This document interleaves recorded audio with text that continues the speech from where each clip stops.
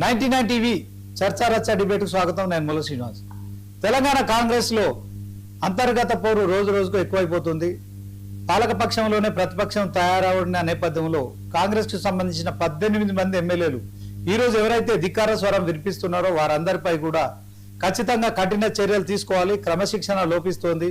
తెలంగాణ కాంగ్రెస్ పార్టీకి, తెలంగాణ కాంగ్రెస్ ప్రభుత్వానికి, తెలంగాణ సీఎం రేవంత్ రెడ్డిపై కూడా చేస్తున్న వ్యాఖ్యలు అయితే అభ్యంతరకరంగా ఉన్నాయి. ఖచ్చితంగా క్రమశిక్షణ చర్యలు తీసుకోవాల్సిందే. అవి కఠినంగా ఉండాలని మరి 18 మంది ఎమ్మెల్యేలు ఈ రోజు కాంగ్రెస్ ఎమ్మెల్యేలు సిఎల్పిలో ప్రెస్ మీట్ ఏర్పాటు చేసి కూడా చెప్పిన విషయంలో కాంగ్రెస్ లో ఇది సంచలనంగా మారుతోంది.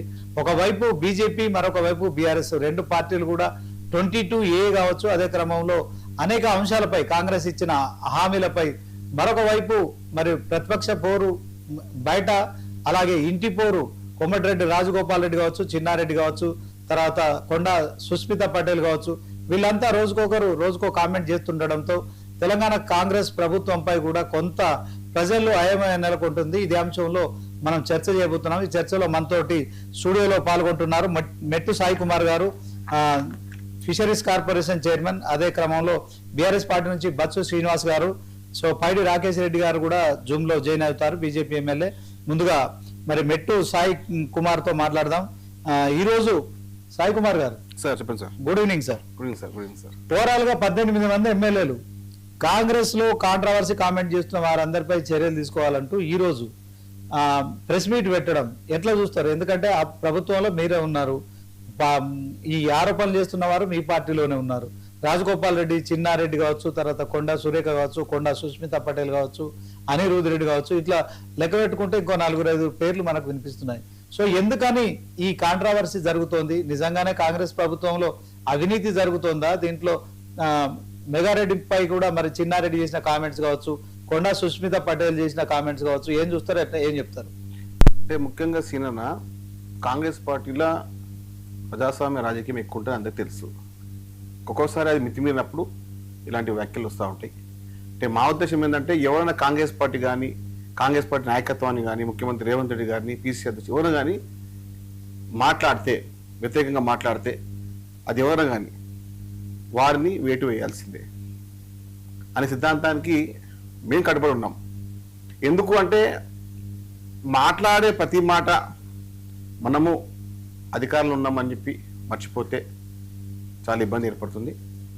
మేము మా యొక్క నాయకత్వానికి, మా నాయకుడు రేవంత్ రెడ్డి గారి గారిని, పిసి అధ్యక్షుడు మహేష్ కుమార్ గారు గారిని, కాంగ్రెస్ పార్టీ నాయకత్వాన్ని ఎవరైనా కూడా, చాలా మంది ఇప్పుడు ఎటువంటి మేము పేపర్లో వస్తాం, టీవీలో వస్తామని మాట్లాడే ప్రతి విషయాన్ని చెప్తున్నాం. మేము నాయకత్వాన్ని, మనందరం నాయకత్వం, ఆయన నాయకత్వం పనిచేస్తా ఉన్నాము. కానీ ఏదో ఒకటి మాట్లాడేసి మేము టీవీలో వస్తాము, మేము పేపర్లో వస్తాము, తద్వారా ఏదో కొత్తగా క్రియేట్ అవుతాము. రాజకీయ వ్యవహారం చేసే సమయం వేరే ఉంటుంది, ఆ ప్లాట్ఫామ్ వేరే ఉంటుంది. మీరు గతంలో 2028లో మీరు కాంగ్రెస్ పార్టీ నుంచే పోటీ చేశారు. 18లో పరకాల నుంచి ఓడిపోయారు. తద్వారా మళ్ళీ 2028లో మరి కాంగ్రెస్ పార్టీ వడ నుంచి టికెట్ ఇచ్చింది, గెలిపించింది, మళ్ళీ మంత్రిని చేసింది. ఇదంతా కాంగ్రెస్ పార్టీయే. ఇప్పుడు చిన్నారెడ్డి గారిని గతంలో ఎన్నోసార్లు, దాదాపు 5 నుంచి 6 సార్లు ఎమ్మెల్యేగా కాంగ్రెస్ పార్టీ అవకాశం ఇచ్చింది. 2014 గెలవడం జరిగింది, 18లో ఓడిపోయారు. మళ్ళీ 23లో మళ్ళీ టికెట్ మళ్ళీ ఇచ్చుకొని మళ్ళీ టికెట్ ఇయ్యే పక్షంలో మళ్ళీ తెలంగాణ కీలకమైన ప్లానింగ్ బోర్డు వైస్ చైర్మన్ చేయడం జరిగింది.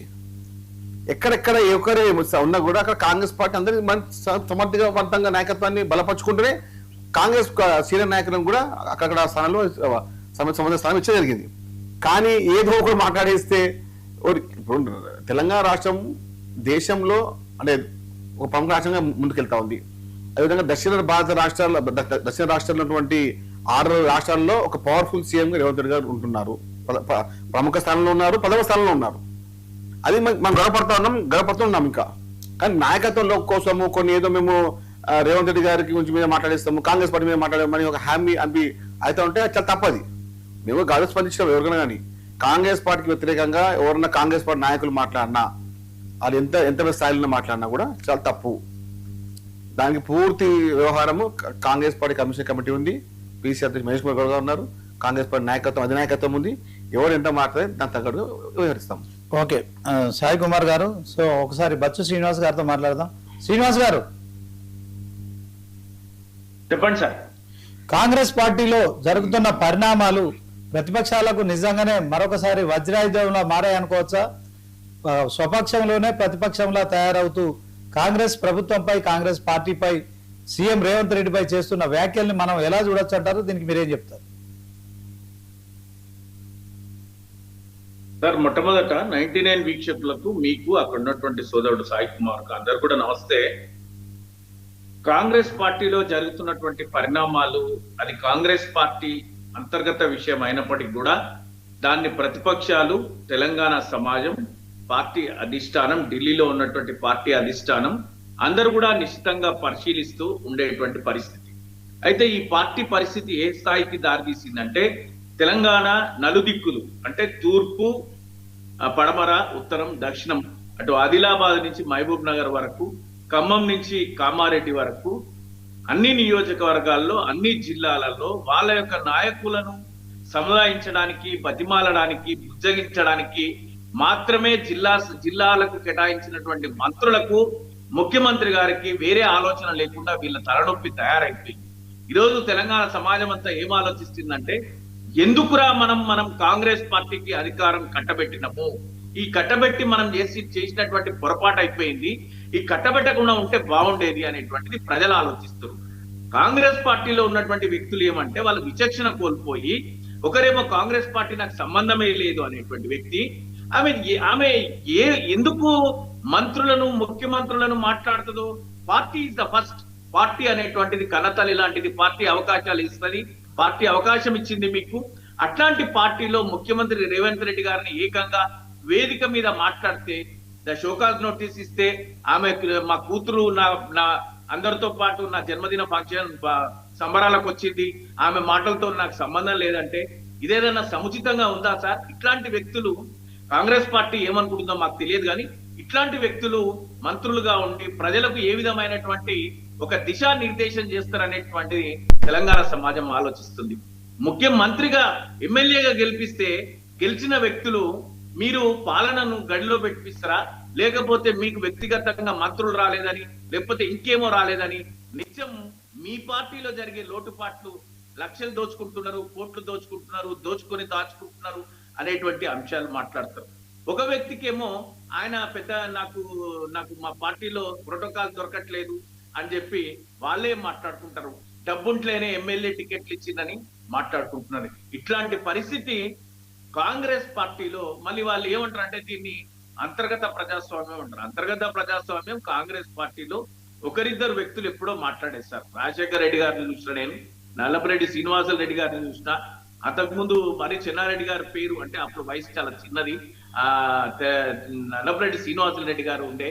ఇట్లా కొద్దిమంది వేల మీద లెక్క పెట్టే వ్యక్తులు కాంగ్రెస్ పార్టీలో వాళ్ళ వాణి అంటే వాళ్ళకి అధికారం లేకపోవడం చేత లేనప్పుడు పార్టీని విమర్శించేటువంటి పనిలో ఉండేది. ఇప్పుడున్నటువంటి రేవంత్ రెడ్డి గారి మీద విపరీతంగా, అసలు నాకు ఒకటి అర్థం కాలేదండి. అంటే నేను బీఆర్ఎస్ పార్టీ, నేను సంతోషపడాలి. ఎందుకంటే ఆ కొండా సుస్మిత అనే వ్యక్తి ఎవరండి? ఈరోజు ఆమె ఒక బలమైన వ్యక్తిగా తయారైపోయింది.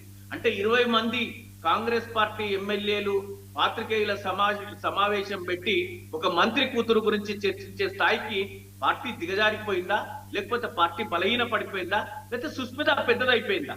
ఎవరు ఈ సుస్మిత? పార్టీకి ఆమెకున్నటువంటి సంబంధం ఏంది? ఒక మంత్రి కూతురు. మీ పార్టీలో సభ్యత్వం కూడా ఉందో లేదో నాకైతే తెలియదు.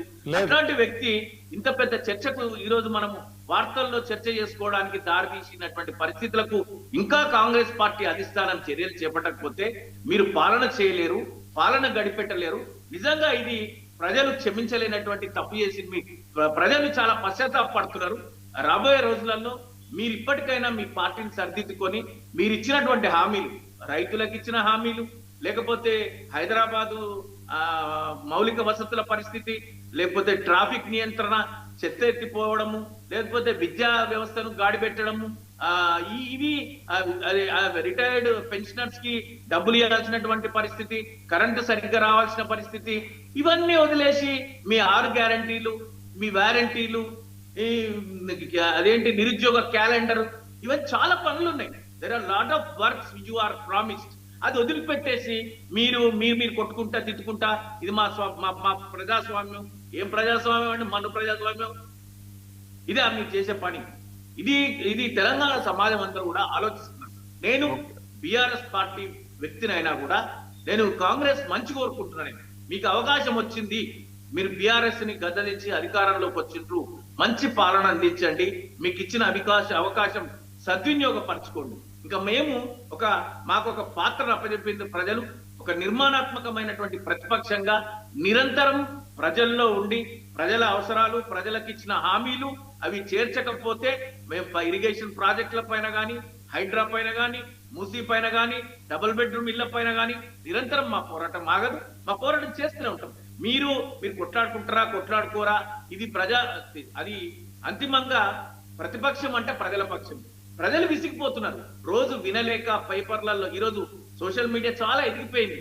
ఇన్ని క్షణాలలో వార్త దావానలలో వ్యాపించిపోతున్నటువంటి సందర్భంలో ప్రజలందరికీ మీకు తెలిసిపోతుంది. మీరు చదివించుకోవాల్సినటువంటి అవసరం ఉంది. కొంతమంది అంటుండ్రు రేవంత్ రెడ్డి గారి బలం 20 మంది అన్నట్టు. ఈ రోజు 20 మంది అందుబాటులో ఉన్నారు, 20 మంది పెట్టిన రేపు ఇంకొక 20 మంది వచ్చి పెడుతుండొచ్చు. బలాబలాల గురించి అది అంత బాధపడాల్సిన అవసరం లేదు. ఇప్పుడే రేవంత్ రెడ్డి గారు దిగిపోతారని నేనైతే అనుకుంటాను. అది భవిష్యత్తు ఏం జరుగుతుందో దాన్ని అంత ఘోరంతను కొండంతలు చేసి చూస్తున్నాను. కానీ ఒక చిన్న వ్యక్తిని పెద్దగా చేసి కాంగ్రెస్ పార్టీని చూపిస్తుంది. ఆ వ్యక్తి పట్ల ఆ కుటుంబం కానీ, వాళ్ళ మంత్రి గారు ఉన్నటువంటి వాళ్ళ తల్లి గారు కానీ వాళ్ళు సమాధానం చెప్పాల్సిన తెలంగాణ సమాజానికి, వరంగల్ ప్రజలకు వారి సమాధానం మంత్రిగా ఉండి వాళ్ళు మాట్లాడుతున్న మాటలకు, వాళ్ళు చేస్తున్న పనులకు, ఒక కుటుంబాన్ని పార్టీకి వాళ్ళు చేస్తున్నటువంటి పనులు తెలంగాణ సమాజానికి వాళ్ళు సమాధానం చెప్పాల్సినటువంటి అవసరం అయితే ఉంది. దిగిపోతారా దిగిపోండి, ఉంటారా పద్ధతిగా ఉండండి, పాలన చేస్తారా సరిగ్గా చేయండి. ఇది వదిలిపెట్టేసి మా అయ్యకు ఎమ్మెల్సీ ఇయ్యలేదు, మా అమ్మకు మంత్రి ఇస్తా అన్నారు, నేనే ఎమ్మెల్యేనైతా. రేపు ముఖ్యమంత్రి గారికి మాట్లాడే హక్కు లేకపోతే అసలు మీరెవరండి మాట్లాడడానికి? నేను it is out of the system. నేను బీఆర్ఎస్ పార్టీ, నేను సంతోషపడాలి. సుస్మితా పటేల్ మాట్లాడిందంట, బాగా మాట్లాడి బ్రహ్మాండంగా మాట్లాడు. No, this is indisciplinary things. This cannot be tolerated. ఇట్లాంటివి క్షమించాలనేటువంటి పద్ధతి ఎవరు ఏ పార్టీలో ఉంటారు? అది పద్ధతి కాదు. పార్టీకి వ్యతిరేకంగా, పార్టీ కన్నతల్లి లాంటిది, పార్టీలో అవకాశాలు పొంది పార్టీ మంచి మంచి అవకాశాలు ఇచ్చి మిమ్మల్ని గొప్పలను చేస్తే పార్టీకి ఇచ్చేటువంటి ఇదానంటే ఇది కరెక్ట్ కాదు. బీఆర్ఎస్ పార్టీ ఇట్లాంటివి కోరుకోవట్లేదు.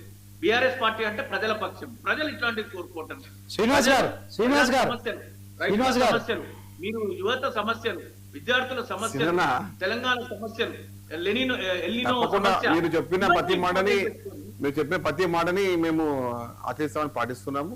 ఏమంటాడు సీనన్న, గతంలో కూడా టిఆర్ఎస్ భవన్ ముందు రవీంద్ర నాయక్ గారు మట్టేసి కేసీఆర్ ముఖం మీద పోసినప్పుడు కూడా అయింది, సంఘటనలు అయినాయి.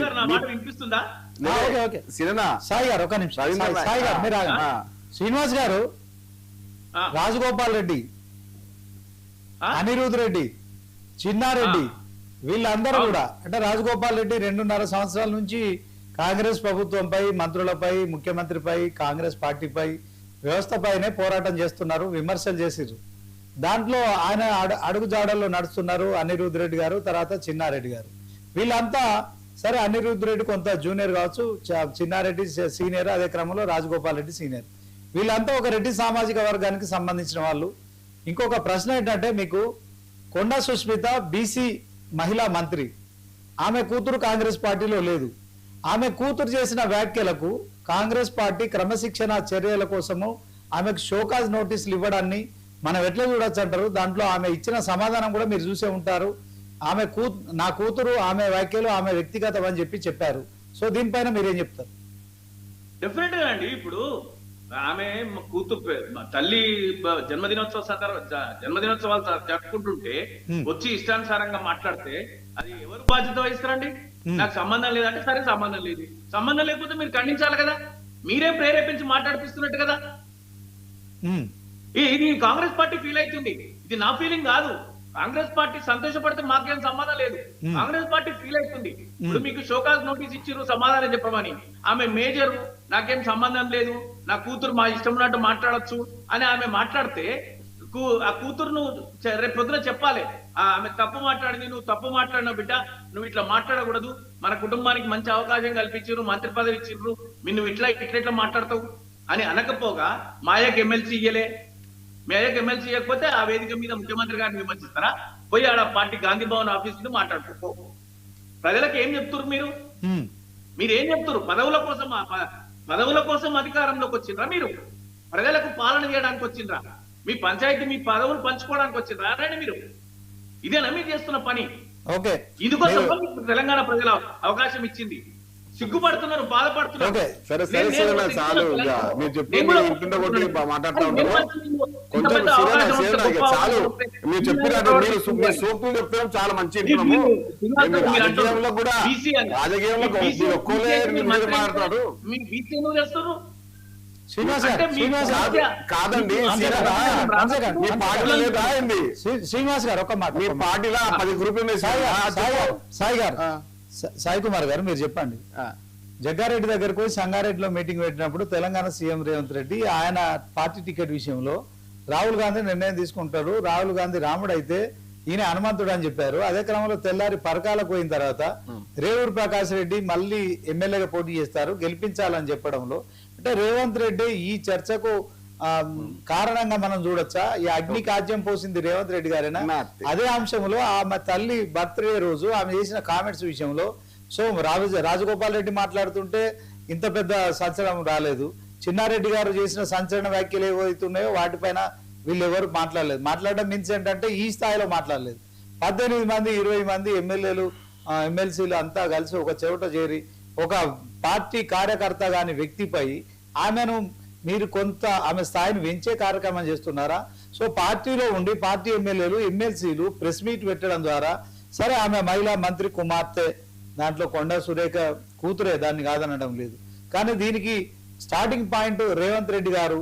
సో ఆమె సుస్మిత కూడా చేసిన కామెంట్స్ ఏమంటుంది దాంట్లో ఖచ్చితంగా ఇది ఏఐసిసి వాళ్ళు నిర్ణయిస్తారు, రేవంత్ రెడ్డికి ముఖ్యమంత్రికి సంబంధం లేదని చేసిన కామెంట్స్ ఎట్లా చూస్తారో ఏం చెప్తారు? ఫస్ట్ సీనన్న గారికి చెప్తున్నా, బట్ సీనన్న బీఆర్ఎస్ పార్టీ నాయకులకు గతంలో 2007 సంవత్సరంలో మాజీ ఎంపీ రవీంద్ర నాయక్ టికెట్ ఇవ్వకపోతే మీ గేటు కాడ కేసీఆర్ ని మన్ను పోసి చెప్పించి పోయినప్పుడు అప్పుడు కూడా 6 మంది ఎమ్మెల్యేలు 3 ఎమ్మెల్సీలు వచ్చి మీటింగ్ పెట్టి తిట్టిన విషయం మర్చిపోకండి. ఎందుకంటే రాజకీయంగా కొన్ని వ్యవహారాలు ఉంటాయి. అది మీరు ఏదో పెద్ద రాజకీయంగా మీరు ఎవరు మాట్లాడుతున్నారు కాబట్టి శ్రీనివాస్ గారు గతంలో మీ పార్టీ నాయకుడు మా తెలంగాణ గాంధీ అని చెప్పే రవీంద్ర నాయక్ గారు కూడా మీ పార్టీ ఆఫీస్ ముందు కేసీఆర్ ని దుమ్మెత్తి పోసిండు, మట్టి పోసి చెప్పించి పోయిండు. అది మర్చిపోకండి. రాజకీయంలో మామూలుగా ఉంటుంది. కానీ మా ఉద్దేశం ఏంటంటే రాజకీయంగా మాట్లాడే వ్యక్తి ఇప్పుడు ఆయన మంత్రి గారు అమ్మాయి కాబట్టి మాట్లాడుతున్నాము. ఎందుకంటే ఏదో వ్యవహారంగా మాట్లాడేసి ముఖ్యమంత్రి గారి మాట్లాడుతున్నాం, అది తప్పని చెప్తున్నాం. ఏదో రాజకీయంగా కొత్త కాదు.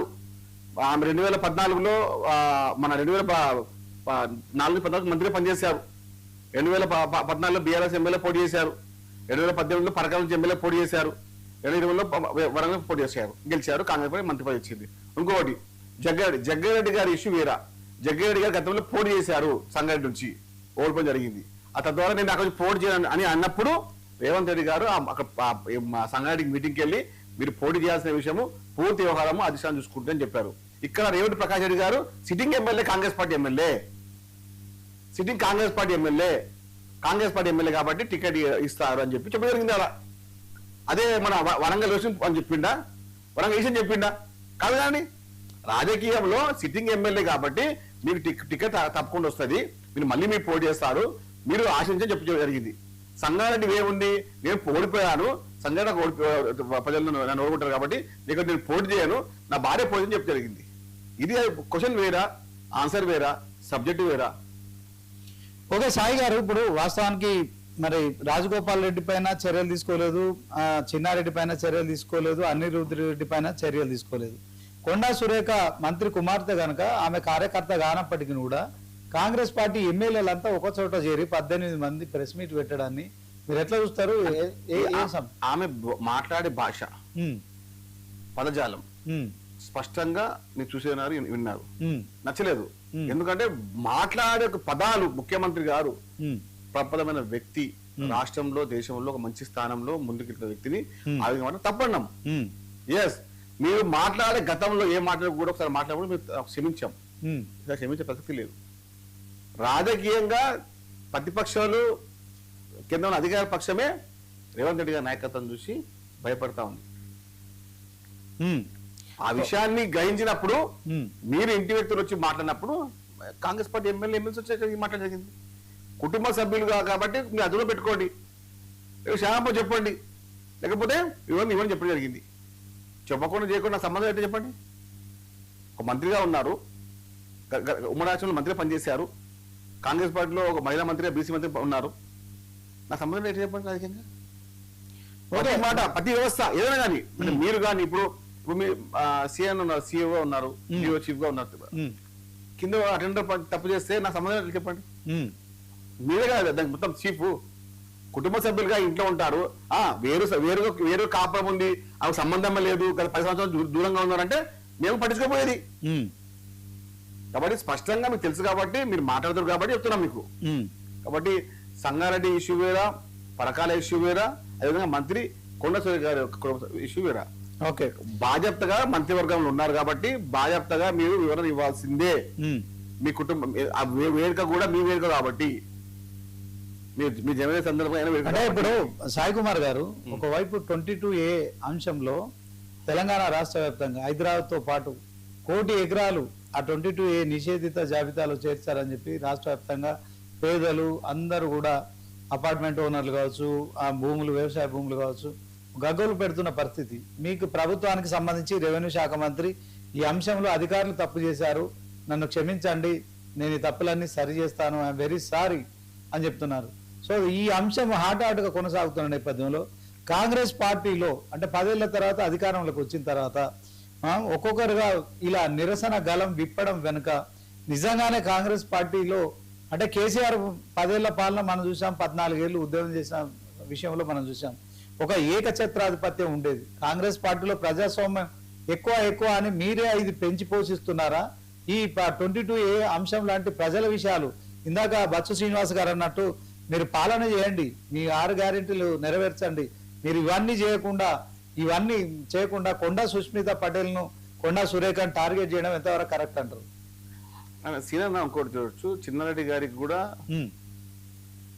సంఘం మన మల్లయ్య గారు ఇచ్చారు, నోటీస్ ఇచ్చారు. అదే జక్రి ప్రభాకర్ రెడ్డి గారిని సస్పెండ్ చేశారు. మీరు మళ్ళీ బీసీ మళ్ళీ ఎవరైతే పార్టీ వ్యతిరేకంగా మాట్లాడినా, ఎవరైతే కమిషన్ తప్పినా, అది ఏ స్థాయిలోని ఆ ఏ ప్రాంతం కానీ ఏ కాస్ట్ కానీ వేడు తప్పది. అటు మీరు చూడొచ్చు, ప్రణాళిక సంఘం వైస్ చైర్మన్ గా ఉన్నారు చిన్నారెడ్డి గారు, నోటీస్ జరిగింది. అదేవిధంగా మన కత్తి వెంకటస్వామి గారు జనరల్ సెక్రటరీ ఉన్నారు, బీసీ నాయకుడు, ఆయన నోటీస్ జరిగింది. క్రమశిక్షణ వ్యవహారంలో కాంగ్రెస్ పార్టీ ముందుంటది. ఎవరైనా కానీ అది ఏ స్థాయిలో వ్యక్తి అయినా పర్లేదు, దానికి ఎవరి మినహాయింపులు ఉండరు. మీరు అంటారు భూ ధరణితో అయినటువంటి సమస్యలని పరిష్కరించడానికే భూభారతి ఒక సమస్య తీసుకొచ్చినాము. ఆ భూభారతి ద్వారా అక్కడ ఉన్నటువంటి నిరుపేద కుటుంబాలు 10 గుంటలో 20 గుంటలో 1 ఎకరమో 5 గుంటలో ఆ భూమి వాళ్ళ ఆస్తి, వారి యొక్క కుటుంబ గౌరవం, ఆ గౌరవం కాపాడే విధంగా 22 కావాలని కొంతమంది అధికారులు చేశారని చెప్పడం జరిగింది. దానికి సమర్థన కమిటీ చేసి ఎక్కడెక్కడైతే లోపాలు ఉన్నాయో ఆ లోపాలు సర్దిద్దే విధంగా మంత్రి పొంగులేటి గారు ముందుకెళ్తా ఉన్నారు, కాంగ్రెస్ పార్టీ ముందుకెళ్తా ఉంది. ఓకే సాయి గారు, జస్ట్ ఎ మినిట్. శ్రీనివాస్ గారు, తెలంగాణలో 22A సెక్షన్ అనేది ఒకటి ఉన్నది. దాంట్లో 2023 డిసెంబర్ 7 తర్వాత కాంగ్రెస్ ప్రభుత్వం అధికారంలోకి వచ్చిన తర్వాత 1 కోటి ఎకరాల భూముల్ని ఆ సెక్షన్ లో చేర్చారు. ఆ భూముల్ని ప్రైవేట్ వ్యక్తుల పట్టా భూములు చేర్చారు.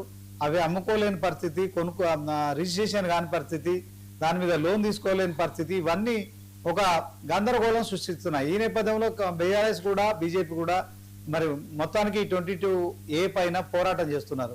సో ఈ అంశంలో మరి ప్రభుత్వం కావాలని ఇలాంటి డైవర్ట్ పాలిటిక్స్ చేస్తుందంటారా? ఏం చెప్తారు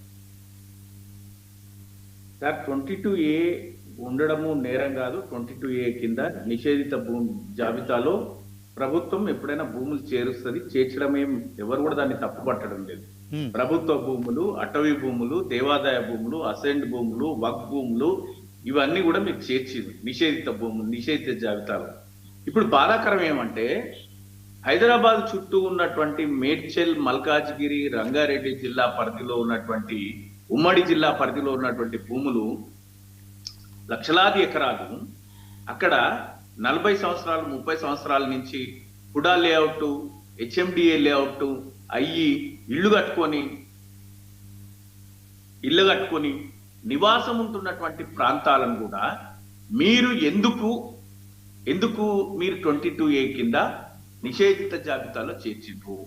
ఇలా మీరు నిషేధిత జాబితాలో చేర్చే ముందు రెవెన్యూ శాఖ హెచ్ఎండిఏతోని లేకపోతే సంబంధిత జిహెచ్ఎంసితోని లేదా డిటిసిపితోని మీరు అనుసంధానం అయిపోయి ఇప్పటికే లేఅవుట్లు అయినాయి, నివాసం ఉంటున్నటువంటి వ్యక్తులు ఏ ప్రాంతాలు అని చెప్పి పెట్టుకుండా ఉంటే అయిపోయేది.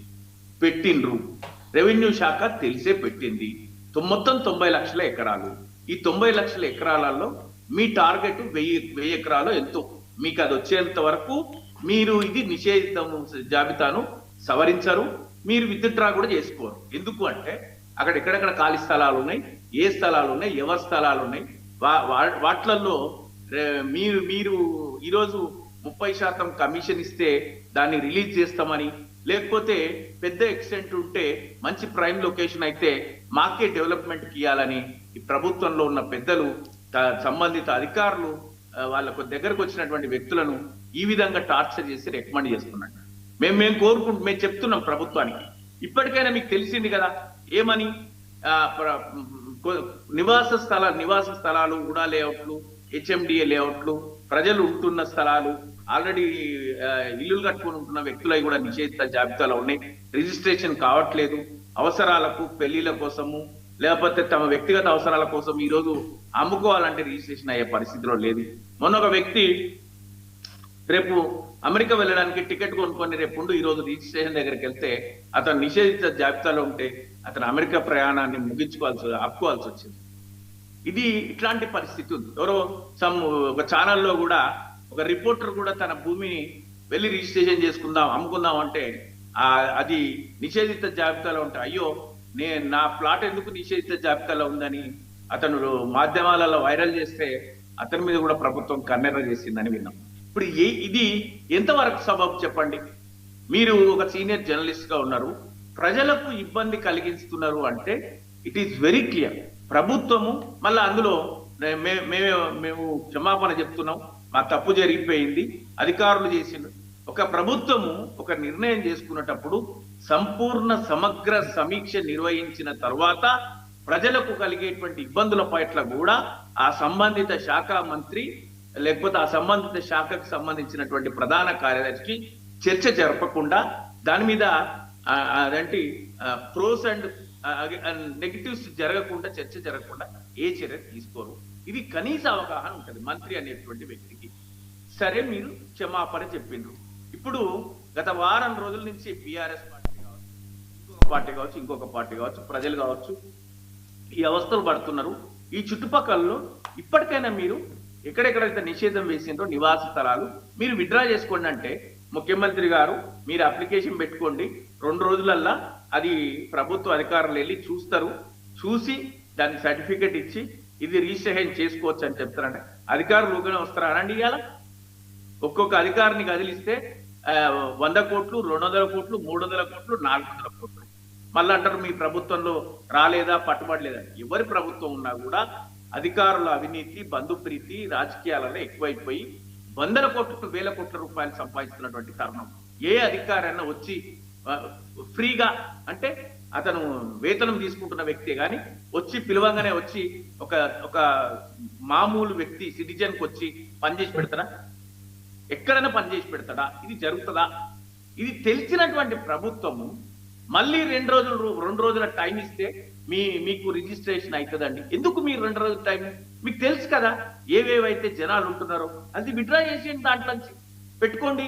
మీ అసైన్డ్ భూములు, ప్రభుత్వ భూములు, దేవాదాయ భూములు, వక్ భూములు ఇవన్నీ నిషేధిత జాబితాలో పెట్టండి. ఎవరు అంటుండ్రు అంటే ఇది వ్యక్తిగత లాభము పొందడానికి, ప్రజలను ఇబ్బందికి గురి చేయడానికి, కమిషన్లు పొందడానికి, ఎక్కడెక్కడైతే ఆస్తులు ఉన్నాయో ప్రజలను వేధించి ఆ ఆస్తులు తమ వైపు చేసుకోవడానికి.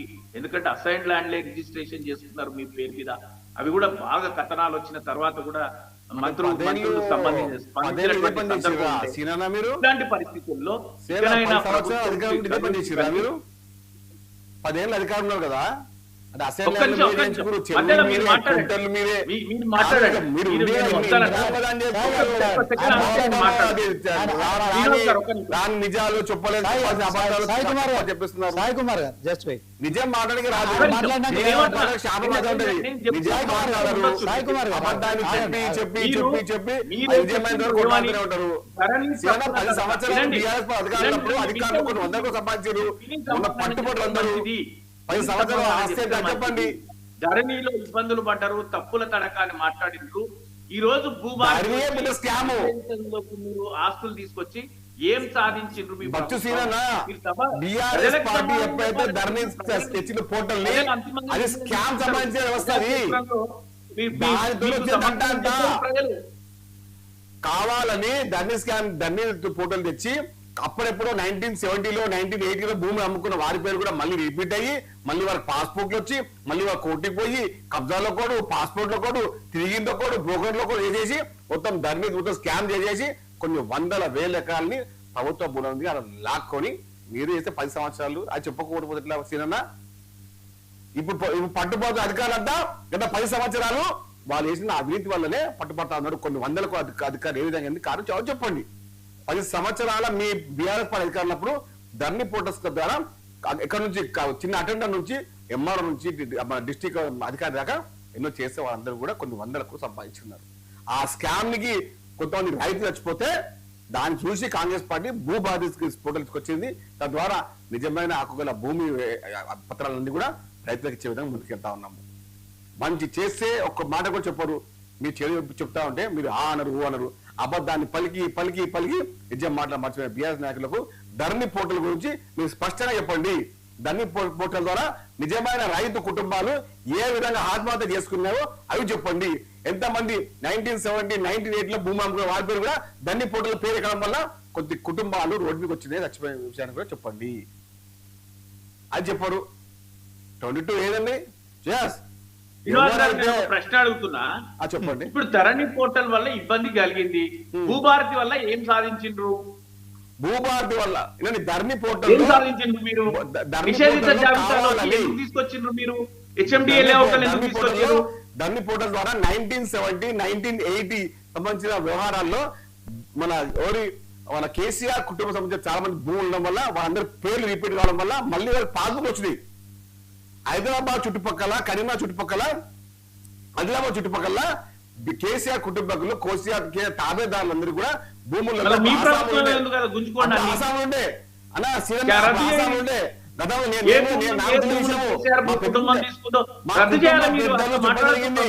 అప్పుడు వారి యొక్క సమక్షంలో దేశ్ముఖ్ అదే విధంగా అందరి పేర్లు ఇప్పుడు 19 మొన్న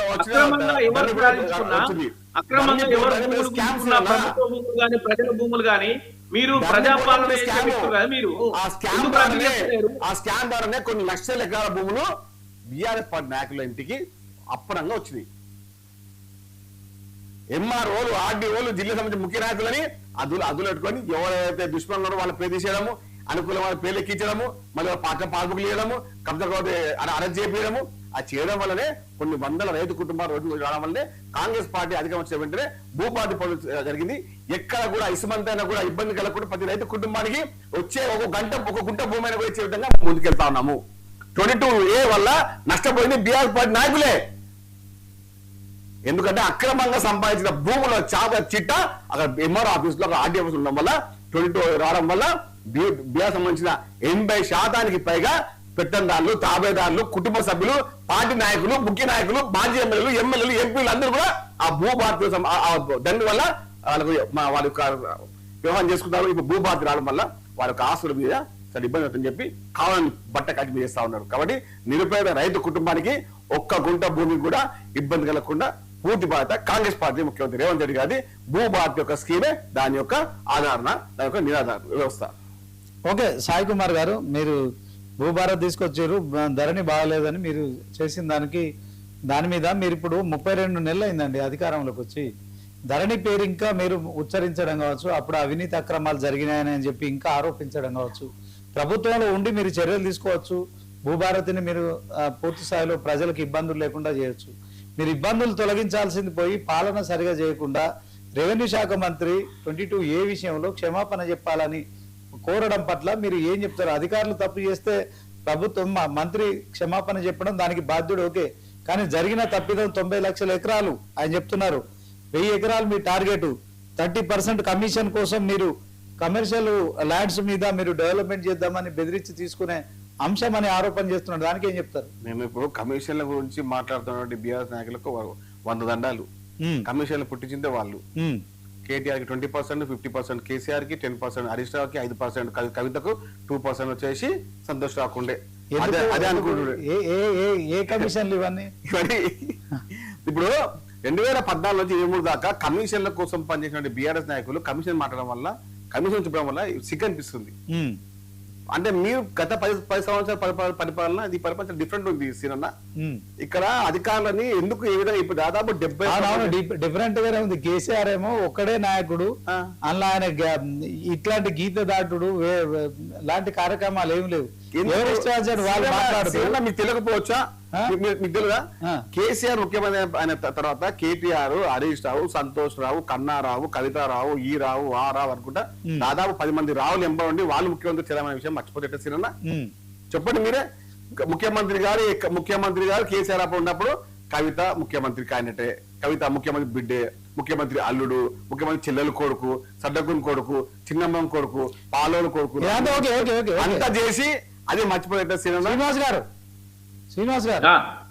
సో ఇదేం కొత్తది కాదు, గతంలో జరిగింది, ఇది కాంగ్రెస్ లో కూడా జరుగుతుంది అన్నట్టు సాయి కుమార్ మీరు చెప్తున్నా. మీరు మా కాంగ్రెస్ పార్టీలో ఇట్లా చెప్తున్నా గత 10 సంవత్సరాలు మీ యొక్క అధికారులు బీఆర్ పార్టీ అధికారులు ఉన్నప్పుడు బీఆర్ పార్టీలో హరీష్ రావు ఒక పవర్ పాయింట్ ఉండే, కేటీఆర్ ఒక పవర్ సెంటర్ పనిచేసిండు, కవిత పవర్ సెంటర్ పనిచేసింది, సంతోష్ ఈక్వల్ సీఎం గా పనిచేసినాడు, కన్నారావు పనిచేసినాడు. వీళ్ళందరూ ఒక 5-6 నుంచి 6 మంది మొత్తం వినోద్గా పనిచేసినాడు. ఈ 5-6 మంది కూర్చొని మరి చెప్పండి మీరు 10 సంవత్సరాలు అది ఏం మాట కాదు. మాదే పవర్ ఒక్కటే పవర్ రేవంత్ రెడ్డి గారు, ఇంకే పవర్ కాదు. ఓకే, మీ పవర్ సెంటర్ కి ఇప్పుడు లీకులు జరుగుతున్నాయి, పవర్ సెంటర్ ను పవర్ తీసే కార్యక్రమం జరుగుతుంది. రాజగోపాల్ రెడ్డి, చిన్నారెడ్డి, శ్రీనివాస్ రెడ్డి, రేవంత్ రెడ్డి గారు పవర్ పంపోజ్ అన్న, పవర్ పంపోజ్ ఆ పవర్ ఎప్పుడు తగ్గదు. తీసినా తీసినా కూడా ముట్టుకుంటే అంటుకుంటారు, మారి మక్ష బొగ్గ అయిపోతారు. అలాంటి పవర్ పంపోజ్ ఎన్నిమల రేవంత్ రెడ్డి గారు. ఎవరో ఊహించిన మాత్రాన సాయి కుమార్ గారు మీరు కూడా కళ. సాయి కుమార్ గారు మీరు బీఆర్ఎస్ బీజేపీ నాయకుల కళ అది. ఓకే, సాయి కుమార్ గారు మీరు ఒక కార్పొరేషన్ చైర్మన్ గా ఉన్నారు, ప్రభుత్వంలో ఉన్నారు. సో మీరు ప్రభుత్వాన్ని సమర్థించాలి. విమర్శించే విమర్శలపై సరే బీఆర్ఎస్ బీజేపీ కామన్ గా మీరు విమర్శించడం కామన్. ఏంటి మీరు ఇచ్చిన హామీల విషయంలో ప్రతిపక్షాలుగా వాళ్ళు అడగడం తప్పలేదు. కానీ మీ పార్టీ వాళ్ళే ఒక ఆయన ముఖ్యమంత్రి టికెట్ అమ్ముకున్నాడని, దానికోసం డబ్బులు తీసుకున్నాడని ఒక ఆయన పెద్ద మనిషి అంటాడు, ఇంకో పెద్ద మనిషి ఏమో లక్షల కోట్లు సంపాదించుకున్నారని ఒక ఎమ్మెల్యే స్థాయిలో ఉండి ఒక కాంగ్రెస్ లో సీనియర్ గా ఉన్న ఎమ్మెల్యే. అదే వీళ్ళందరూ మాట్లాడుతుంటే పవర్ సెంటర్ గా ఉన్న రేవంత్ రెడ్డి పవర్ తీసే కార్యక్రమం జరుగుతుందా? ఆయనకు కాంగ్రెస్ లో ఏం జరుగుతుంది చెప్పండి. మీరు చెప్పిన మాట చిన్నారెడ్డి గారి పైన మాట్లాడినందుకు ఆల్రెడీ పార్టీ కమిషన్ సంఘం చైర్మన్ పెద్దలు మల్లారెడ్డి గారు వివరణ కొంచెం జరిగింది, నోటీస్ జరిగింది. అదే విధంగా ఎవరెవరైతే పార్టీ వ్యతిరేకంగా మాట్లాడిన కొండ సురేఖ వారి కుటుంబం గారికి కూడా ప్రత్యక్షం నోటీస్ జరిగింది. అంతర్గత విషయం రాజీనామా చేస్తారా మీ ఇష్టం. నేను ఒక విషయం అడుగుతున్నా, ఈ 90 లక్షల ఎకరాల విషయంలో ఏం చెప్తారు చెప్పండి. 90 లక్షల ఎకరాల విషయంలో స్పష్టంగా నిరుపేద రైతు కుటుంబాలకు ఒక ఇసుమంతైన భూమి కూడా, ఒక గుంట కూడా ఇబ్బంది కలగకుండా, ధరణ లోపాలను మళ్ళీ రాకుండా భూభారత స్పష్టంగా ఎక్కడెక్కడైతే నిరుపేద కుటుంబాల రైతు నిజమైన యజమానులు వాళ్ళందరికీ కబ్జానిచ్చి కాగితం చేతిలో పెట్టి వాళ్ళందరికీ ఇచ్చే విధంగా ముందుకెళ్తుంది. కొన్ని ఇబ్బందులు అయినా కూడా ఎవరు కూడా ఒక మంత్రి వచ్చి బాటంగా చెప్పడం జరిగింది. అది మా నిజాయితీ. అంటే మీరు ఒప్పుకోరా సాయి కుమార్ గారు? ఇప్పుడు వీళ్ళు చేస్తున్న ఈ పేపర్ లీకులు కావచ్చు, అంటే పేపర్ లీకులు మీన్స్ ఏంటంటే నేను అనేది ఈ అవినీతి జరుగుతుందనే లీకులు ఇస్తున్న ఎప్పుడు పడతారు వాళ్ళందరూ కొంతమంది వారి నోరుగా మాట్లాడుతా ఉన్నారు. అది ఎవరినా గానీ మా స్వపక్షమా విపక్షమా అని కాదు, నిజాలు స్పష్టంగా మీ ముందు కనపడతాయి. అవి నిజాలేనా? వినండి, నిజాలు ఎట్లా ఈ విధంగా ముందుకెళ్తున్నాము. ఎన్ని అప్పులున్నా, 8 లక్షల కోట్ల రూపాయల అప్పులున్నా కూడా స్పష్టంగా ముందుకెళ్తా ఉన్నాము. అది మీకు వన్ సెకండ్ పైడి రాకేష్ రెడ్డి గారు జాయిన్ అయ్యారు, బీజేపీ ఆర్మూర్ ఎమ్మెల్యే గారు. రాకేష్ రెడ్డి గారు good evening sir. Good evening అండి. తెలంగాణ రాష్ట్ర అభివృద్ధి కోసం తెలంగాణ ముఖ్యమంత్రి విదేశీ పర్యటనలు చేస్తున్నారు, దావోస్ లో పర్యటిస్తున్నారు. సో పరిశ్రమలు తీసుకురావడానికి, పెట్టుబడులు తీసుకురావడానికి మరి ఆయన లండన్ కు అలాగే యుఎస్ కు వెళ్తున్న క్రమంలో కేంద్రంలో ఉన్న బీజేపీ ప్రభుత్వం ఆయనకు అనుమతులు ఇవ్వకుండా ఇబ్బందులకు గురి చేస్తోంది. ఒకవైపు మరి తెలంగాణలో ఉన్న అంశాల విషయంలో కాంగ్రెస్ లో కొంత అంతర్గత కొట్లాటలు బహిర్గతం అవుతున్నాయి. సో ఈ తలనొప్పి చాలదన్నట్టు ఏదో ప్రశాంతంగా మరి ఫ్యామిలీతోని ఆయన అధికారులతో కలిసి చేస్తున్న టూర్ కు మీరెందుకు అడ్డంకులు సృష్టిస్తున్నారు? తెలంగాణ రాష్ట్రం బాగుపడడం మీకు ఇష్టం లేదా? రేవంత్ రెడ్డి అధికారులతో సహా ఆయన అమెరికా పర్యటనను ఎందుకు అడ్డుకుంటున్నారు? ఏం చెప్తారు?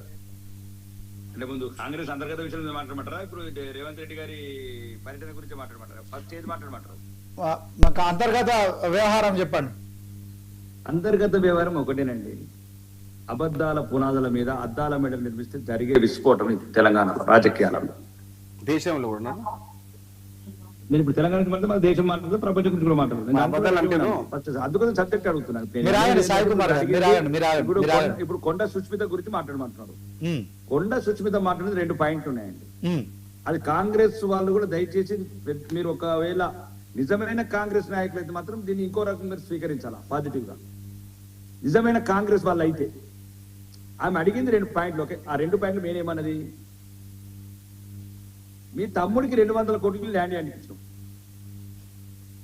దీని గురించైనా రేవంత్ రెడ్డి అని ఒకటి. ఓకే, వ్యక్తిగతంగా మాట్లాడింది దాని దృష్టిలో పోవట్లేదు, ఆమె అది వ్యక్తిగతంగా వదిలిస్తున్నారు. రేవంత్ రెడ్డికి అది తలకెక్కిందని నాకు కష్టమని. రెండోది, నువ్వు ఎట్లా సీట్ డిక్లేర్ చేస్తావు? ఇది కాంగ్రెస్ పార్టీలో ఇది లేదు. ఇది తెలంగాణలో ఏ కాంగ్రెస్ నాయకుడనే చెప్పండి, ఇది పచ్చ కాంగ్రెస్ చేసిండు రేవంత్ రెడ్డి అనే అన్నది. దీంట్లో తెలంగాణ కాంగ్రెస్ నాయకులు నేర్చుకోవాల్సిన ఒక మంచి న్యాయమైన ధర్మమైన ప్రశ్న అడిగిందని మీకు ఒకవేళ ఆ పాజిటివ్ వేలో చూస్తే, ఎక్కడన్నా కాంగ్రెస్ లో బహిరంగ సభల కాబోయే ఎమ్మెల్యేని డిక్లేర్ చేసిన ఒక ముఖ్యమంత్రి, ఒక పీస్ ప్రెసిడెంట్ చూపించండి. అది ఇటువంటి టైంలో ఆయన బయటి పార్టీలకి వచ్చి 3 ఏళ్లలో పీసీసీ ప్రెసిడెంట్ గురించి ముఖ్యమంత్రి 40-50 సంవత్సరాల నుంచి ఆ పార్టీకి సేవ చేస్తున్నారు. అంటే ఆ 2 ప్రశ్నలు చెప్తున్నాను కాబట్టి బ్లాస్ట్ అవుతున్నది. ఎక్కడైతే అవినీతి విచ్చవీరుతుందో అహంకారం తలకెక్కుతుంది. అహంకారం తలకెక్కినప్పుడు ఇట్లాంటి మాటలు వస్తాయి. ఆమె అడిగిందానికి ఆమెకి సమాధానం చెప్పండి మీరు కాంగ్రెస్ నాయకులు. అవినీతి గురించి అడిగింది 200 కోట్లు. ఇప్పుడు సాయి కుమార్ నాకు ఇద్దరికి మంచి 5 ఎకరాలు 7 ఎకరాల తమ్ముడికి ఇచ్చినట్లు శ్రీధర్ బాబుని అడుగుతున్నాను. ఆయన కాంగ్రెస్ నాయకుడు, చైర్మన్ గారు, నేను గౌరవనీయ ఎమ్మెల్యే, నాకు కూడా కంపెనీలు ఉన్నాయి, నాకు ఇవ్వమని కదా ఒక 7 కోట్లకు 5 ఎకరాలు. ఒకవైపు 264 కోట్లకు ఎకరం ఇలా పోతుంటే నువ్వు ఇలా 1 కోటి రూపాయలకు ఎకరం ఇస్తే ఎట్లా ముఖ్యమంత్రి తమ్ముడికి కొండల రెడ్డికి ₹1,00,000 పెట్టుబడిన కంపెనీకి 7 కోట్ల ల్యాండ్ ఎట్లా ఇస్తావు నువ్వు? 100 కోట్లది 200 కోట్లది. ఇదే ఆమె అడిగింది కొండ మురళి గారి కూతురు. ఆమె ఒక ప్రశ్న అన్నది, ఇది కూడా అన్నది, బీసీలు అంటే మీకు చులకనా? మరి బీసీ పార్టీ బయటోళ్ళు బీసీ నాయకులు స్టేజ్ల మీద రావమని అడిగింది ఒక ఆడబిడ్డ. భాషలో కొద్దిగా తీవ్రత ఉండొచ్చు, కానీ అడిగిన ప్రశ్నలు కూడా ఆలోచించాలి కదా శ్రీనివాస్ గారు. ఒకవేళ కొద్దిగా ఆమె రాజకీయ అనుభవం లేకుండా అడిగితే కొద్దిగా ఆవేశంగానో కానీ అడిగిన ప్రశ్నలు ఏంటి? ఇప్పుడు నేను అంటున్నా, సాయి కుమార్ ఉన్నాడు కదా, నీ మెట్టు సాయిలో నేను ఉన్నాను, ఇద్దరం రేపు అప్లికేషన్ పెడతాం మనం. కొండలరెడ్డి పక్కన నిన్న సంతకన పెద్ద తెస్తా. దయచేసి ఈ అవినీతి వల్ల వచ్చిన సమస్యనే ఇది. రెండోది, ఇంకా లండన్ ఇష్యూ. అండ్ లండన్ గురించి దేని గురించి అండి, ప్రభుత్వం పడిపోకుండా ఉండదని మాకు లండన్ పోయిండు. అక్బరుద్దీన్ గారి కూతురు పెళ్లి గురించి వెళ్ళిండి ఆయన. రెండోది, పెట్టుబడులు అంటున్నారు. పెట్టుబడులు ఇప్పుడు 3 ఏళ్ల నుంచి పోతున్నారు. ఇప్పటివరకు నేను అసెంబ్లీలో అడిగాను, ఎన్ని లక్షల కోట్లు? ఇప్పటివరకు 10 లక్షల కోట్లు డిక్లేర్ చేసిండ్రు. 10 లక్షల కోట్ల ఎంత వచ్చినాయి, ఎన్ని గ్రౌండింగ్ అయినాయి, రేపు శ్వేతపత్రం రిలీజ్ చేయండి. మీరేదో అవినీతి డబ్బును దాచుకోవడానికి, విదేశాలకు బ్యాంకులు వెతకడానికి, షెల్ కంపెనీలు పెట్టడానికి, పోయినప్పుడు ఇలా తెలంగాణ ప్రజల చెవులలో పువ్వు పెట్టడానికి, ఇదేందండి చెప్తుంది. ఇప్పుడు ఒకసారి 1,50,000 కోట్లు, 1,49,000 కోట్లు, ఒకసారి 5 లక్షల కోట్లు, 6 లక్షలు, 7 లక్షల కోట్లు. నేను తెలంగాణ అసెంబ్లీలో అడిగినా 7 లక్షల కోట్లు మళ్ళీ హైదరాబాద్ ఎందుకు పెడతావు? ఎన్ని వచ్చినాయి? 10% కూడా గ్రౌండింగ్ కావట్లేదు. ఏమేమన్నా ఎన్నికల మేనిఫెస్టోనా అబద్ధాలు ఆడటానికి? రేపు ముఖ్యమంత్రి గారిని సీఎం ఆఫీస్ ని డిక్లేర్ చేయమనండి, ఇండస్ట్రీస్ మినిస్టర్ని. మీరు ఇప్పుడు దావోస్ ఎన్నిసార్లు పోయినరు, విదేశీ ఎన్నిసార్లు పోయినరు, వచ్చినప్పుడు స్టేట్మెంట్లు ఏమి ఇచ్చిండ్రు, బేగంపేట నుంచి ర్యాలీలు ఎట్లా తీసిండ్రు, పోస్టర్ తెచ్చిన పోస్టర్లు కూడా ఉండొచ్చు పాత బేగంపేట ఫ్లైఓవర్ కాడ మేము ఇన్ని తెచ్చినామని ఎన్ని గ్రౌండింగ్ అయినాయి ఇక అడగకపోతే ఇక నోటికి వచ్చింది మాట్లాడడం నేను అనేది దీంట్లో రాజకీయ విమర్శలు రాకేష్ రెడ్డి గారు అసెంబ్లీలో మేము ఇండస్ట్రీస్ మినిస్టర్ అడిగాను నేను తెలంగాణ అసెంబ్లీ ఒక నిమిషం తెలంగాణ శాసనసభ్యుడిగా అసెంబ్లీలో అడిగాను మీరు ఒకసారి 1,49,000 కోట్లు అంటారు ఇంకోసారి 1,00,000 కొంటారు ఒకసారి మనం 5 లక్షల కోట్లు తెచ్చామంటారు అసలు నిజంగా ఎన్ని వచ్చినాయి ఎన్ని ఎంఓయూలు చేసుకున్నాం ఎన్ని ఇంప్లిమెంట్ అయినాయి ఇప్పుడు చిన్న ఉదాహరణ చెప్తాను కేటీఆర్ గారు ఉన్నప్పుడు 2020 కోట్లు అగ్రిమెంట్ అయ్యారు కలకత్తా కంపెనీలతో 4 కంపెనీలతో 4,000 మంది ఉద్యోగాలు క్రియేట్ చేస్తామని ఒకటి గ్లోబల్ అదేమంటారు గ్లో స్టార్ కలకత్తా కంపెనీ ఒక కంపెనీ లేదు మేము ఆ పార్టీ ఈ పార్టీ అని అంటలేము ఇప్పుడు ఇక లండన్ అంటున్నారు లండన్ ఇష్యూ రైట్ ఈ రోజు government of India very clear declare చేసింది మినిస్టర్ ఆఫ్ ఫారిన్ అఫైర్స్ ఇది ఒక్కరికి రేవంత్ రెడ్డి గారి గురించి కాదు చాలా విషయాల్లో ఒక రాష్ట్ర ప్రధానంగా ముఖ్యమంత్రి స్థాయి వ్యక్తులు పోయినప్పుడు ఎన్నో పర్మిషన్లు తీసుకొని ముందు వెళ్ళాలా ఈరోజు రాహుల్ గాంధీ సోనియా గాంధీ వచ్చేది పార్టీ సమావేశం కాదు కదండి అధికార సమావేశాలు అని వెళ్ళాల్సింది అధికారులందరికీ పర్మిషన్ వచ్చినప్పుడు నీకెందుకు రాలేదు నీకు ఎన్నో కట్టుబాట్లు ఉన్నాయి అధికారులకు ఇచ్చి రేవంత్ రెడ్డికి ఎందుకు ఇవ్వట్లేదు గతంలో అనుమతి ఇంతకు ముందు రేవంత్ రెడ్డి వెళ్ళలేదా రేవంత్ రెడ్డి గారి మీద మీకు అదే చెప్తున్నాను తెలంగాణ ప్రజలందరి వినాలా 100 కండిషన్లు పెట్టి పాస్పోర్ట్ ఇచ్చింది కోర్టు అది మెట్టు సాయి కుమార్ పాస్పోర్ట్ కాదు మూల శ్రీనివాస్ పాస్పోర్ట్ కాదు రాకేష్ రెడ్డి పాస్పోర్ట్ కాదు అది అనుమూల రేవంత్ రెడ్డి కోర్టు పరిధిలో సరెండర్ అయిన పాస్పోర్ట్ అది బెయిల్ మీద ఉన్న వ్యక్తి మనం మొన్న ఇచ్చింది పర్మిషన్ 100 కండిషన్లు పెట్టి ఆ కండిషన్ ఫుల్ఫిల్ చేయలేదు రేవంత్ రెడ్డి గారు మీరేమో నేను అనేది నేను చెప్తున్నాను కోర్టు ఆర్డర్ చెప్తున్నా కాబట్టి రేపు తెప్పించుకోమని మెట్టి సాయి కుమార్ ని మొన్ననే కదా పాస్పోర్ట్ కోర్టు కష్టం ఉండదు రేవంత్ రెడ్డి గారిది రేవంత్ రెడ్డి పాస్పోర్ట్ రేవంత్ రెడ్డి దగ్గర ఉండదు అదే సీనియర్ ఏమంటున్నారంటే మీరు అనగా ఇప్పుడు పచ్చ కాంగ్రెస్ పక్క కాంగ్రెస్ అని చెప్తున్నారు కదా మరి మీరు పక్కా బీజేపీ కదా ఎందుకు కాంగ్రెస్ పార్టీ నుంచి వచ్చినటువంటి మహేశ్వర రెడ్డి గారి ఎల్పీ లీడర్ ఇచ్చిన చదువు బాగుంటుంది చెప్తే కూడా రాజశేఖర్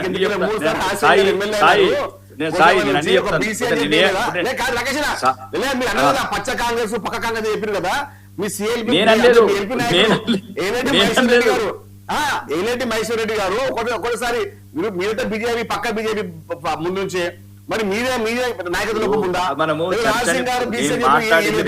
రెండు సబ్జెక్టు సాయి నేను మాట్లాడింది ఒకటే శ్రీనివాస్ గారు మీరు అడిగిన ప్రశ్న దయచేసి దీని వల్లనే డిబేట్ నేనేమంటున్నాను మీరు అడిగింది కాంగ్రెస్ అంతర్గత గొడవలు చిన్నారెడ్డి గారు ఎవరు చిన్నారెడ్డి గారు 40 ఏళ్ళు కాంగ్రెస్ పానం పోసాడు చిన్నారెడ్డి గారు అవునన్నా ఆయన ఏమంటున్నాడు నేను కూడా జీవన్ రెడ్డి అయ్యేవాడిని కాంగ్రెస్ నాయకులు మా దగ్గరకు శ్రీనివాస్ గారు చిన్నారెడ్డి ఎవరు 40 ఏళ్ళు ఒక కరడు కట్టిన కాంగ్రెస్ వాది కరడు కట్టిన కాంగ్రెస్ వాది అడుగున అవమానాల పాలవుతున్నాడు ఇది మా పార్టీ కాదు మా పార్టీ అది ఇట్లుండదు ఈ రోజు ఈ పార్టీ మొత్తం కలుషితం అయిపోయింది నేను కూడా జగిత్యాల జీవన్ రెడ్డి లాగా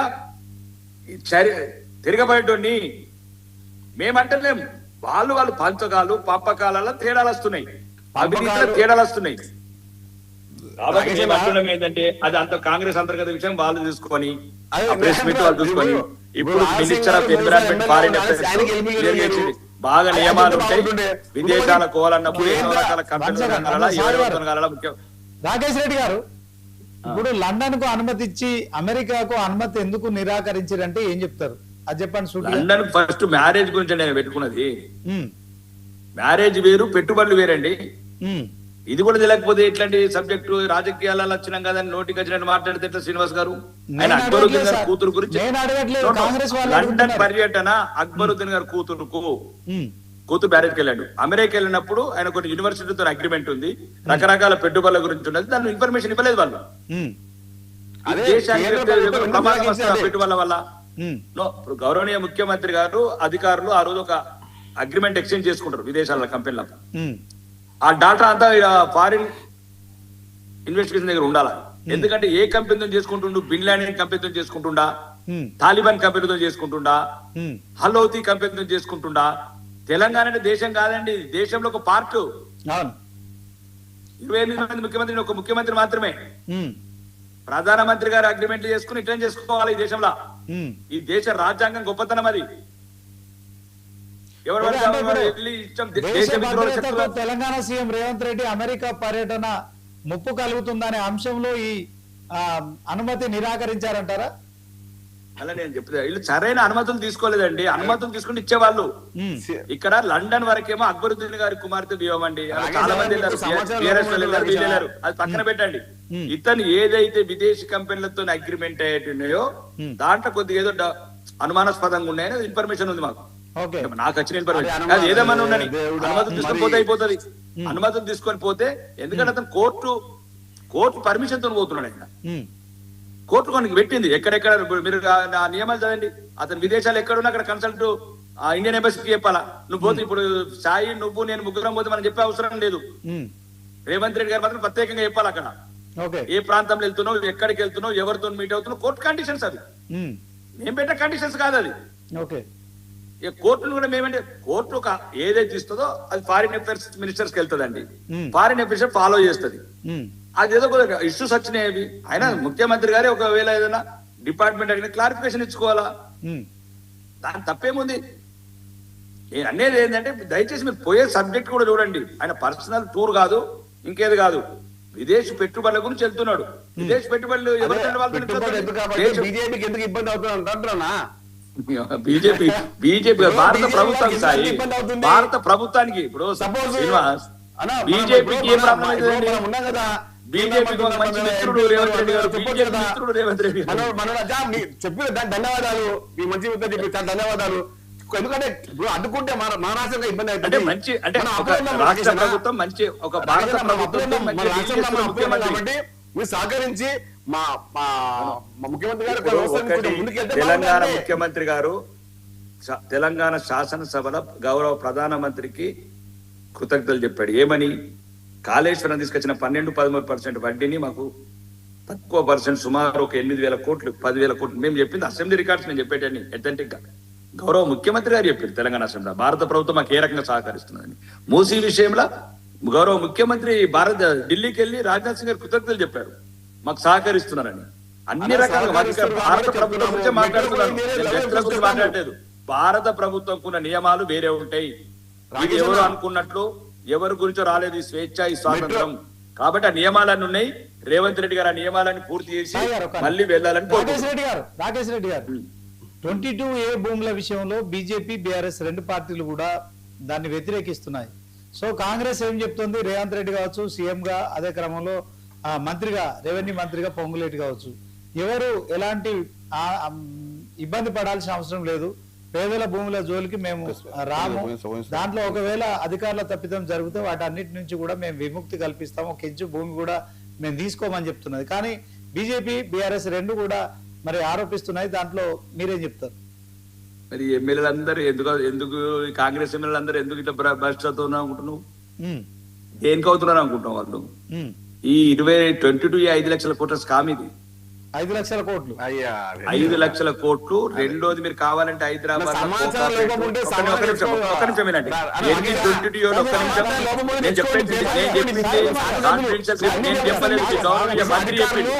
గౌరవనీయ మంత్రి ఏదైతే తెలంగాణ రాష్ట్ర ప్రభుత్వం కోమటిరెడ్డి దీని వెనకాల కుట్రలేమో జరుగుతుంది ప్రభుత్వానికి ఏమనట్లేదు. ఈ రోజు రెవెన్యూ మంత్రి గారు క్షమాపణలు కోరారు. ముఖ్యమంత్రి గారు దానికి 10 సార్లు స్టేట్మెంట్ ఇస్తున్నారు. ఇది అక్కడ కాదు, ఇక్కడ కాదు.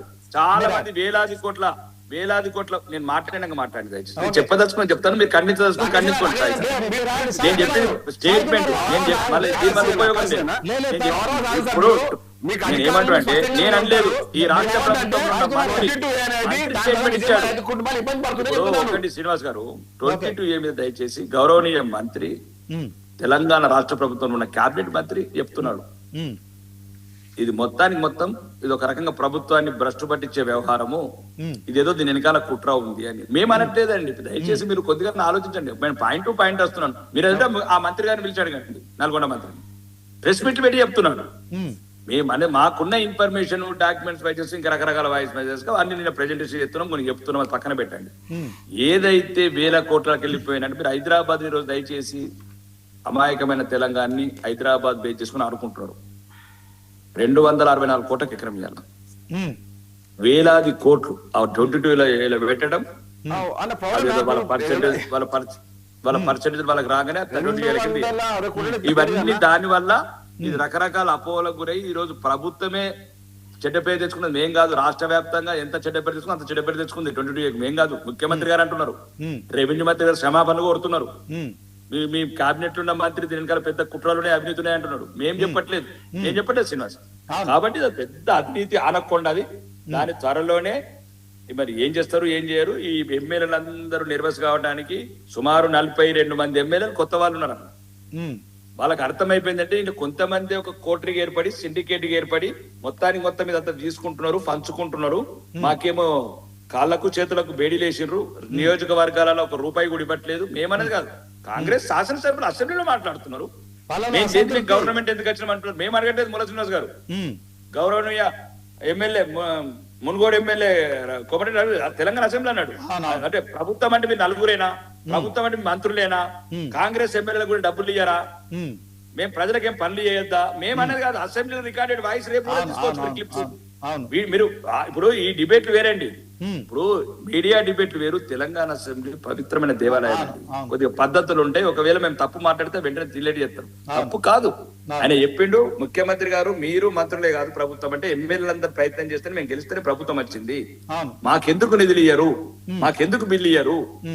కాబట్టి తెలంగాణ రాష్ట్రంలో ఈ రోజు మొత్తానికి మొత్తం కాంగ్రెస్ వాళ్ళు సుమారు 42 మంది వ్యతిరేకతలు ఉన్నారు. అది ఇంటెలిజెన్స్ సర్వే, ఇంటెలిజెన్స్ సర్వే 42 మంది ఉన్నారండి. రేవంత్ రెడ్డి గారి పైన, కాంగ్రెస్ ప్రభుత్వం పైన, కాంగ్రెస్ పార్టీ టిపిసిసి ప్రెసిడెంట్ పైన, ఎవరిపైన వ్యతిరేకం? ప్రభుత్వం మీద అండి. ప్రభుత్వం అంటే ప్రభుత్వ అధినేత ఎవరు ఉంటారు, వాళ్ళు అనేది ఏది, మాకేం రావట్లేదు ఎందుకు. ఇప్పుడు నేను చెప్పకూడదు పేరు. ఇప్పుడు ఈ రోజు ఏ డిస్కషన్ అయితే అవుతున్నదో చాలా మంది కాంగ్రెస్ ఎమ్మెల్యేలకు ఫండ్స్ శాంక్షన్ అయ్యి, మీరు కావాలంటే రేపు అడగండి వాళ్ళని. వాళ్ళు ఇప్పుడు సరెండర్ చేస్తున్నారు, కాంట్రాక్టర్ వస్తలేరండి. ఎస్సీపీ ఫండ్స్ కావచ్చు, కావచ్చు, ఎంఆర్ఆర్ ఫండ్, మీరు ఎంఆర్ఆర్ ఫండ్స్ అడగండి రేపు. ఒక కాంట్రాక్టర్ రాకపోతే వీళ్ళు ఏం చేస్తున్నారు కాంగ్రెస్ ఎమ్మెల్యే. మేమంటే పర్లేదు ప్రతిపక్షంలో ఉన్నాం, నోరు ఉంది కాబట్టి బయట పడుతున్నాం, మా బాధ చెప్పుకుంటున్నాం. వాళ్ళు బాధ బయటకు కూడా చెప్పుకోలేరు కదా, అదేంటి కొట్లాడిన వాళ్ళు. Okay, thank you sir. మొత్తానికి పైడి రాకేష్ రెడ్డి గారు మరి ఆర్మూర్ బీజేపీ ఎమ్మెల్యే డిబేట్ లో పాల్గొన్నందుకు ధన్యవాదాలు. అదే క్రమంలో బచ్చు శ్రీనివాస్ గారు, బీఆర్ఎస్ నాయకులు, మెట్టు సాయి కుమార్ గారు, ఫిషరీస్ కార్పొరేషన్ చైర్మన్, అందరు కూడా ధన్యవాదాలు. ఇది వాళ్ళ చర్చా రచ్చ డిబేట్. చూస్తూనే ఉండండి 99 టీవీ.